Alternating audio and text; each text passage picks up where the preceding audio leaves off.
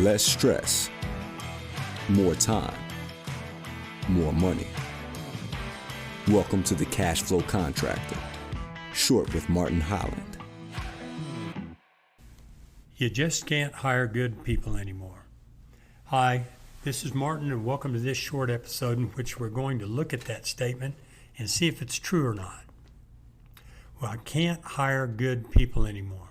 Several years ago, I conducted a mastermind group, and in one of the meetings, a man said out loud, "You just can't hire good people anymore." Well, I'm not the sort of mastermind facilitator to let that kind of statement go unchallenged, so I asked the group, is that true? Has anybody in here hired good people in the last month or quarter or year? And quickly, more than half, probably 2/3 of the hands in the group went up. So I said, so it's not true that you can't hire good people anymore. You can hire good people. And if we haven't done it, it's because we haven't done it yet. So why is it that people who want good people don't seem to be able to hire them? And I think the main reason is because we don't know how. I think we've all heard that statement, you hire for skill and you fire for attitude. I think that's true in a lot of cases, and I think the reason is we know how to test for skills. If you need a good CAD draftsman, or you need a machinery operator, or you need a concrete finisher, you can test for those skills and objectively determine, yes, he or she can do it, or no, he or she cannot do it. We're at a loss to know how to test for attitude or behavioral traits that can either contribute to our business culture or tear it apart. I do what is called team alliance with a lot of clients. I've done a lot of them. Team alignment is where we try to align the goals of the team members with the goals of the company, so that as the team members pursue their goals, they simultaneously help the company pursue its goals. And on the flip side, as the company moves towards its goals, it tries to help the team members achieve their goals. Well, that's what an alignment is. But in doing them, I send out a questionnaire. There are a lot of questions on the questionnaire, but two of them are these. I guess they're not really questions, but I asked them to fill out these two statements. Describe the best coworker you've ever worked with at any company. And then also, I asked them to describe the worst coworker they've ever worked with at any company. Now, I've done a lot of alignments and I've received a lot of questionnaires, but I hardly ever see anything different. The answers are almost always the same, so much so that I usually don't even have to change my presentation slides. But the kind of answers I get are these. When describe the best coworker you ever worked with, I hear things like they're honest, they do what they say they'll do, they're willing to help others, they're engaged, they're respectful, they're committed to team and company goals, they're reliable, they're adaptable, they're problem solvers, they're constantly learning, they're proactive, they take initiative, they empower those around them, and they're willing to do extra. What I hear when they describe the worst coworker they ever worked with, I hear things like this. They're dishonest. They don't do what they say they'll do. They're selfish. They always come with drama. They're condescending. They're negative. They resort to blame, excuses, and denial when confronting a problem. They're not proactive. They're not engaged. They're inflexible. They're complainers. They're know-it-alls. They're not willing to do extra, and they're credit takers. Now, those people universally recognize the difference between valuable coworkers and painful coworkers. It's obvious from the answers that I get. So why do we have difficulty hiring people with the good traits and avoiding the people with the bad traits? And I think none of us, or very few of us, look for them explicitly in our interview process. And in the interview process, what we have to do is ask questions that will give us indications of the person's attitudes and behaviors. Now, it wouldn't do to ask, are you selfish, or are you willing to help? Because, of course, the answer, no, I'm not selfish, and yes, I'm willing to help. We have to go at it a little more subtly and a little more indirectly.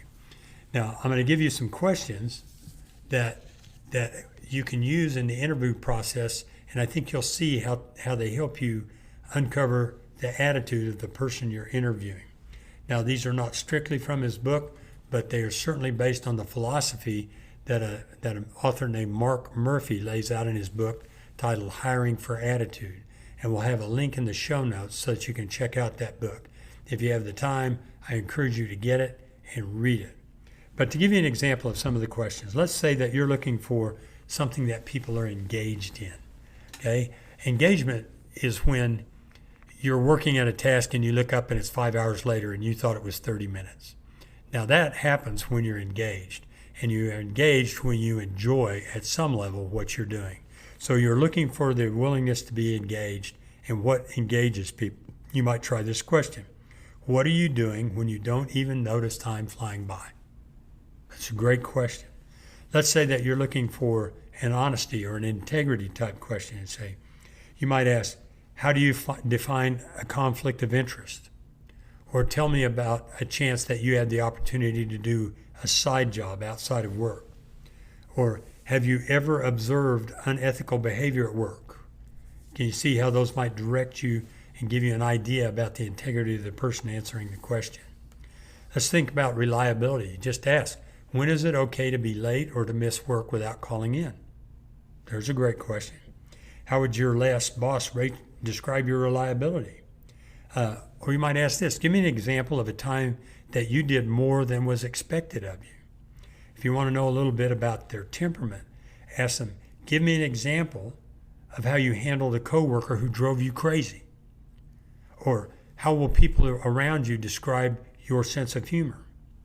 If you want to know about their ambition maybe and their willingness to move up or ambition to move up in your company, ask them, what are some of the things you learned at your last job? And then maybe, what do you want to learn at this job? So it's into learning, not just doing something. Then there's a great question that I love to ask people, whether they're applying for a job or not. But what is it about your thinking that holds you back or limits your future? What a great question. If you want to know about their organizational skills, you might ask them to describe the process flow in your last job. Now, maybe their company they last worked for didn't have processes, but an organized person will have process that if they're not provided, will make them up so that they know, and they're crazy if they don't have a process. They have to know how they go about getting their job done. If you're hiring a salesperson, ask them to tell you about a great sales success that they had in the recent past. If they're a good salesperson, they're going to regale you with all the stories about how they killed this bear and slaughtered that dragon, but always won the sale at the end of the day. Then ask them to tell you about a sales that they blew and how they blew it. I think you get the idea here. You're asking questions that will give you insights into the temperament and the attitude of the person that you're interviewing for a job. Now, just at the end here, if you find someone who rates high in skills and low in attitude, and also find someone who rates medium in skills or mediocre in skills and very high in attitude, hire the person with attitude. You can always teach skills and improve skills. It's very difficult to change or improve somebody's attitude. So check out those questions in the show notes. I have a PDF of the questions that I went over, plus more. And also check out the link to Mr. Murphy's book, Hiring for Attitude. And then go out there and do not settle for less than good. And if you are ambitious, do not settle for less than great. Thanks for listening to The Cash Flow Contractor. Check out our website in the show notes or visit thecashflowcontractor.com.